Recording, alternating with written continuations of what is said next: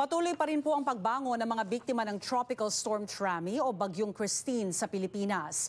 Ang isang Filipino influencer mula Canada na nasa bansa sa paghagupit ng bagyo, nagtatag ng isang donation drive para sa mga kababayang nangangailangan. May report si Teresa Redula.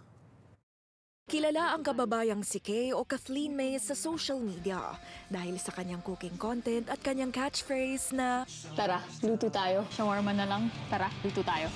Sandwich. Tara, luto tayo." daan-daang libong views ang nakukuha ng Tubong Camarines Sur na ngayon naninirahan na sa Canada sa bawat post niya. Aniya, kada buwan tradisyon na niya at ng pamilyang mamigay sa komunidad. Pero sa pagbisita sa kanyang hometown nitong Oktubre, matinding ulan sa ilang bahagi ng Pilipinas na nagresulta ng malawakang pagbaha at pagguho ng lupa. Dulot ng Tropical Storm Trami o kilala sa Pilipinas bilang Severe Tropical Storm Christine. I don't know if I was in shock or I was scared or whatever I'm feeling. Pero yun, it happened so fast that I just realized na we're being rescued. We're getting rescued in the middle of the night. Like 2 a.m. kasi nasa second floor na yung tubig baha. Mahigit 160,000 ang lumikas ayon sa Reuters News. Karamihan sa Bicol, kung saan abot bubungan na ng ilang tahanan ang tubig baha. All we have is the clothes we're wearing. Yeah, and then so I'm like, okay, maybe I can do something with my followings. At dahil hindi na bago sa pagluluto, hindi rin daw namalaya ni Kay at mga kasamahan na nasa 750 hot meals na ang naluto nila. Gumawa kami ng adobo nung lunch.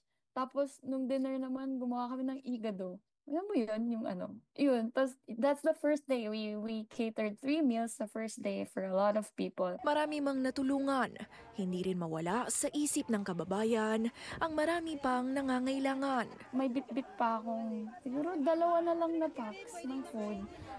Kasi nga, pinagkaguluhan na kami dun sa simbahan eh. Tapos, yung binigay ko yung last 2 packs sa kanya. Tapos umiiyak siya, sabi niya, salamat kasi kagabi pa kami hindi kumakain. Tapos binigyan ko sila ng tubig, isa nga lang yung nainom ko na. Hindi bababa sa 100 ang naitalang patay sa Pilipinas dahil sa bagyo.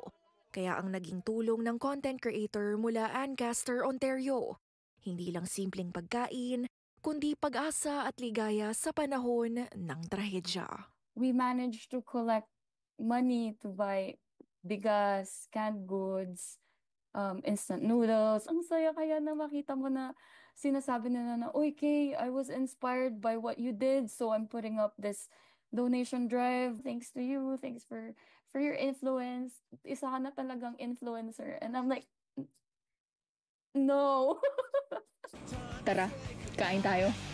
Sa pagbangon ng komunidad, umaasa si Kay na mas maengganyo ang iba na tumulong ng walang pag-aalinlangan at hindi umaasang makatatanggap ng anumang pagkilala. Aniya, sa panahon ng krisis, minsan sapat na tulong na ang pakikiisa sa komunidad. Teresa Redula, Omni News, Toronto.